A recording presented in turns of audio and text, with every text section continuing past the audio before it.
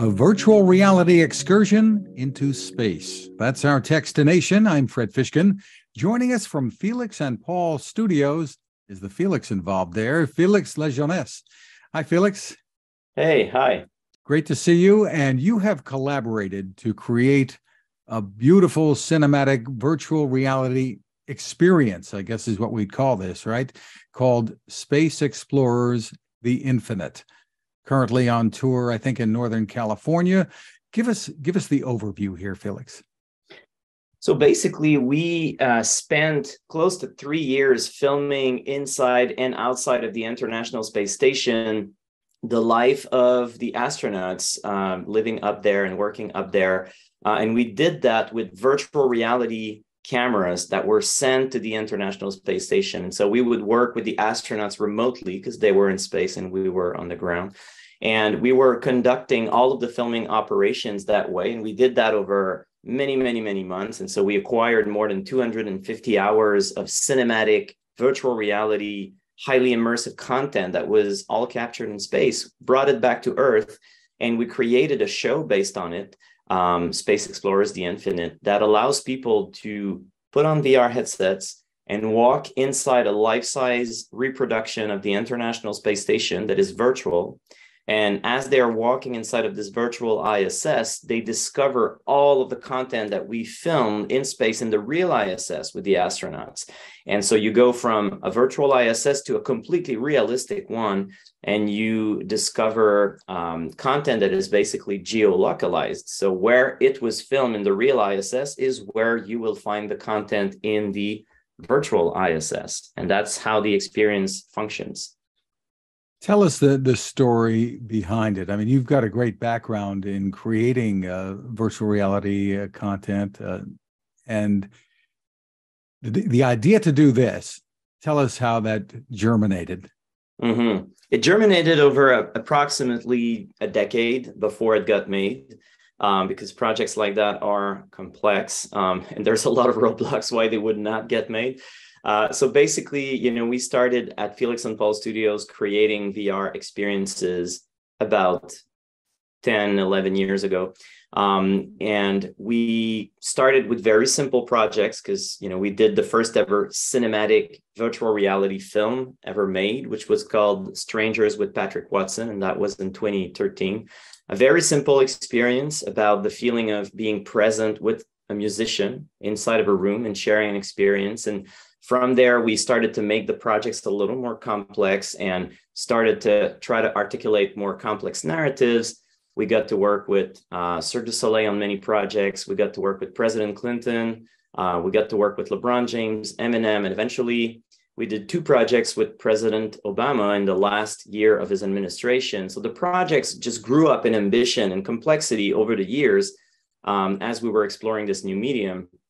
And eventually in 2016, we approached NASA to pitch them on the idea that virtual reality was the right medium to tell the story of human spaceflight. And we wanted to do that. And that was something that we had wanted to do for years, since the beginning of the studio, but somehow it felt that we needed to go through the process of doing all these other things to be able to be up for the challenge of doing projects set in the world of space. And NASA was excited about it initially because they knew virtual reality. They had been using virtual reality technologies for training their astronauts since, the early years of the International Space Station. So they were precursors in a way, just like the US military, by the way, who also integrated VR technology very, very early on in their training processes. And so they were aware of this technology, but they were not aware that VR could be a medium for outreach and for communication and for sharing the experience with the public.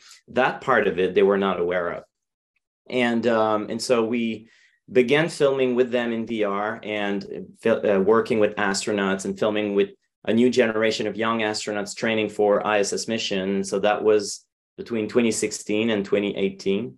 And we produced a series called Space Explorers: The Journey Begins. And that was, think of it as the first season of the Space Explorers franchise. That was all filmed on Earth. And after that, we went back to NASA and said, hey, we want to push things to the next level. For the second season, we want to develop original camera technology meant to be operated on board the International Space Station. And we want to film life in space from up there. So we want to send those cameras on the ISS, and we want to build the operational and technological pipelines that would allow us to do this project with the astronauts. And we want to do that over more than 2 years so that we can get a very good sample of life in space.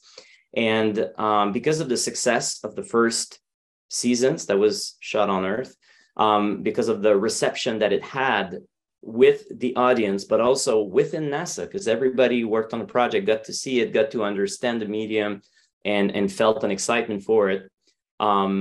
We went out, found the financing to do it and to support this large-scale initiative, and we just forged ahead and we did it. What we added to it as we went forward was the desire to film the first ever spacewalk in cinematic virtual reality. And so we actually had to create two technological endeavors, I would say. The first one was developing the entire pipeline technology and infrastructure to be able to film inside of the ISS over a very long period of time. And the other aspect of the technological development was doing the same for filming outside, which was a completely different, I would say, endeavor. And so we did that, worked on the creative, and made this production happen. Just terrific. And the way people experience this, obviously they're not weightless, which would too bad we can't do that, right? But tell us what the experience is like for people. Step us through. I mean, and this has to be done in special venues that you set this up in, right? So there's two ways that people can access the content. If you own an Oculus Quest 2, you can just go on the Oculus Quest store and look for Space Explorers, the ISS Experience, which is the name of the VR series that we are distributing through Meta for free, actually, on their platform. And that is for at-home consumption. And those are linear episodes. And you get to see not all of the content that you would see in what I'm going to talk about right after that, which is the Infinite, but you get to see some of it. And you get to see it by just sitting somewhere and, not walking in the experience, just watching it as if you were watching a film, but it's in 3D, 360, fully immersive. So that's one way to do it. The other way is to go to Space Explorers, the Infinite, which is the name of the traveling exhibition that we have. And that's a 13,000 square foot exhibition that incorporates a 7,000 square foot virtual reality free roaming experience. And so in this case, people would go, they would put on a VR headset, but then they would be able to walk inside of the life-size reproduction of the International Space Station. And so you walk around, you can walk inside and outside of the walls of the ISS, and then you will discover all of the cinematic VR content that was filmed in space, but that will be geo-specific to where it was filmed. And so you're going to go from one item of content to another and to another and discover the story like that, which means that because we have up to 150 people at the same time sharing that experience in a physical space, there's a lot of content to be seen in there. And so no one will really get to see the same content. And so if you go with your wife, for instance, she might go and see certain things, and you might go on your own path and see other things, discover other cinematic VR scenes. And when you get to the end, you will talk about what you've experienced, and it's not going to be the same, which will make you feel like you were two astronauts on a mission and you shared some experiences, but you also had your own experiences, your own individual experiences. So it's a very non-linear way to tell the story, and it's pretty exciting. It sounds absolutely terrific. And this is where today, and you're in the midst of a tour, right? Right. So it's at the Craneway Pavilion in Richmond, San Francisco. And it's going to be there until April, I believe. Prior to that, the show was in Seattle. And prior to that, it was in Houston, actually. And it's been touring for about a year, and it's going to continue to tour the US and Canada for the next 4 to 5 years. Exciting. Are there things that are the most popular?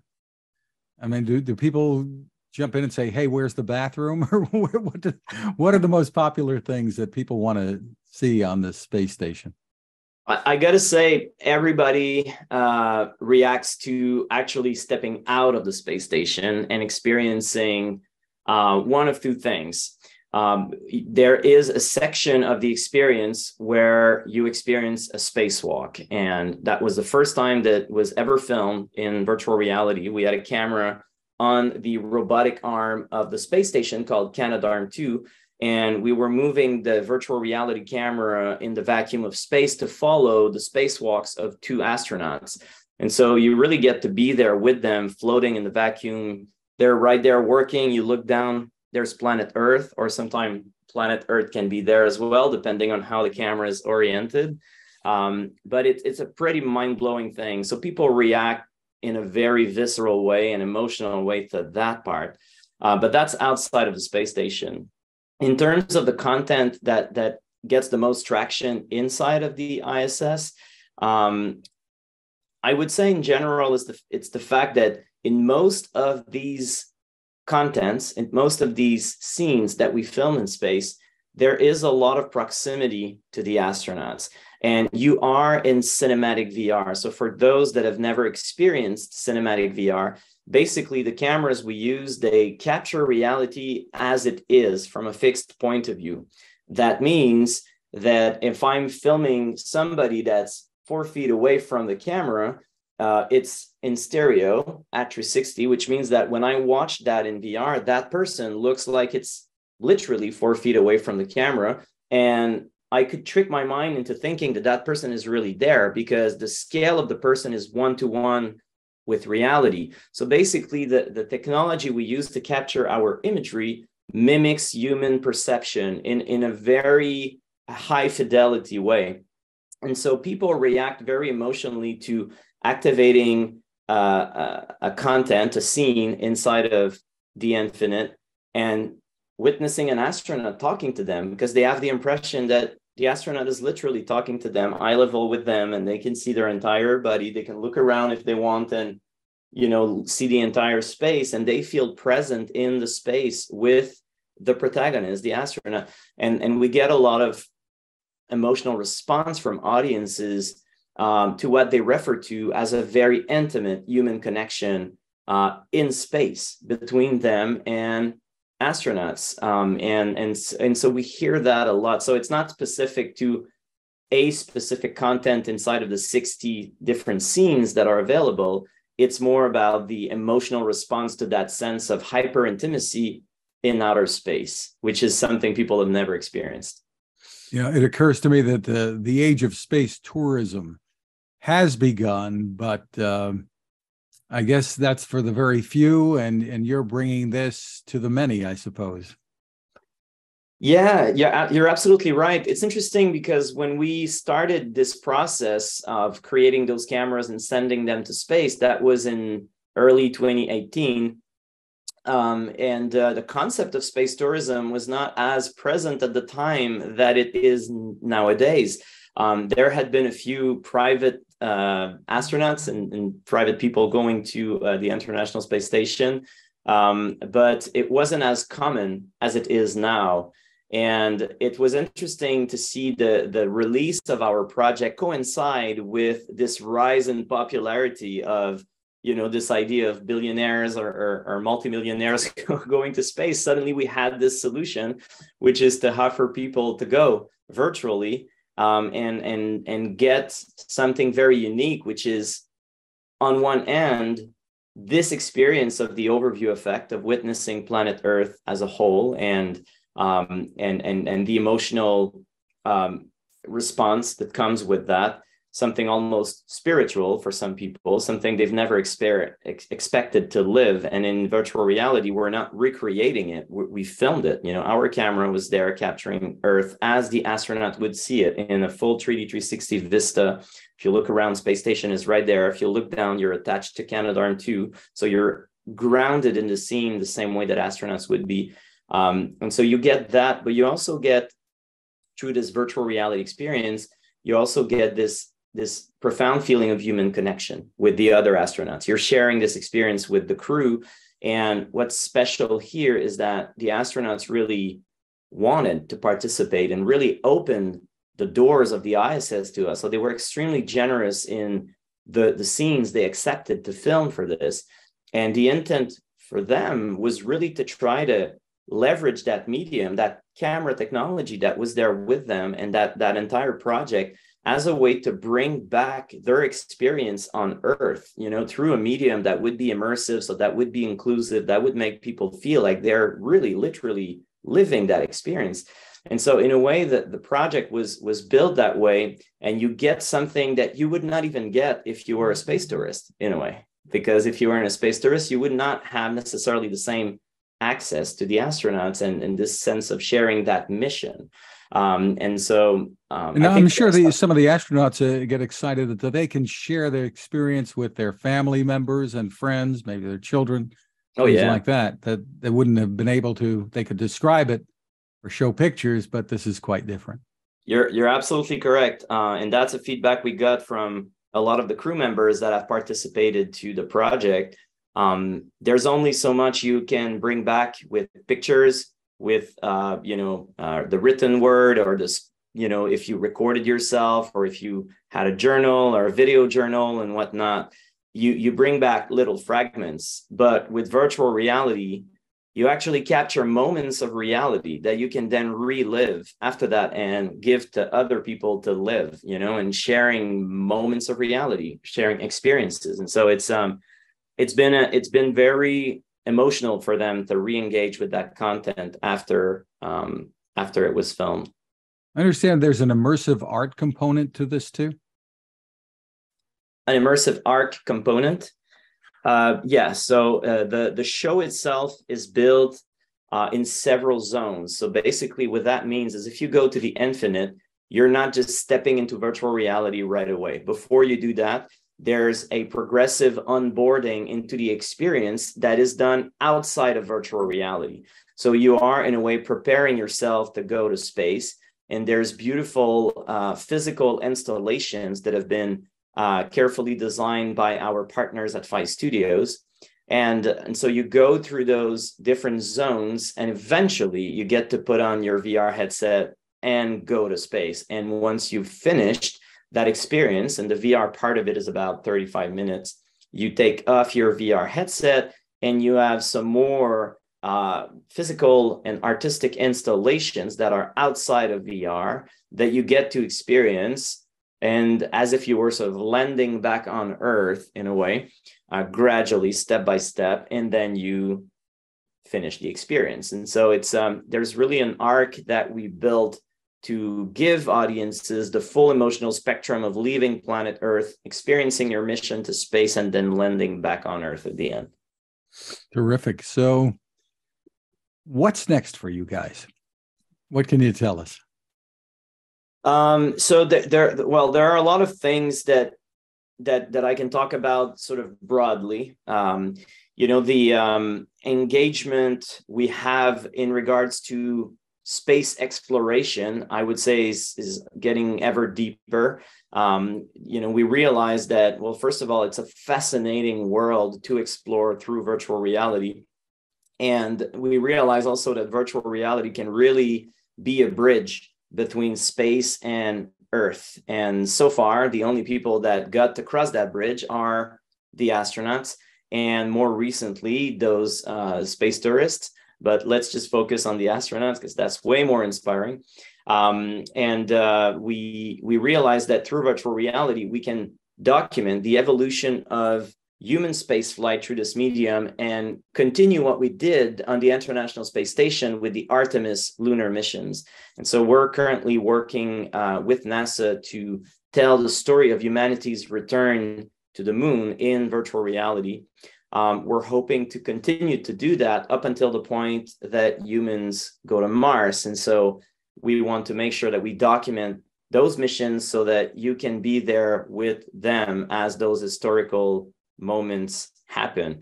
The vision, the idea, the intent is to make people feel like they're not watching a TV show about humans doing great things, that they are experiencing it firsthand, that they feel physically involved in this and viscerally involved in this, almost as if they were themselves protagonists of history in the making. And that really is what we're trying to accomplish with this. So we're working on more shows that point into that storytelling direction. And in order to be able to do that, which is what we do at Felix and Paul Studios, we want to tell ambitious stories, but then we look around and there's no technology that allows us to do that. So we invent our own technologies to be able to support the stories that we are telling. And so we're also doing that in parallel. So it's both a creative storytelling, emotionally driven initiative, and a technological endeavor as well. And that's really how the studio is built. And we kind of bring that together to be able to make those projects happen. Just beautiful. And I guess in many ways, you're changing storytelling, changing filmmaking in the process here.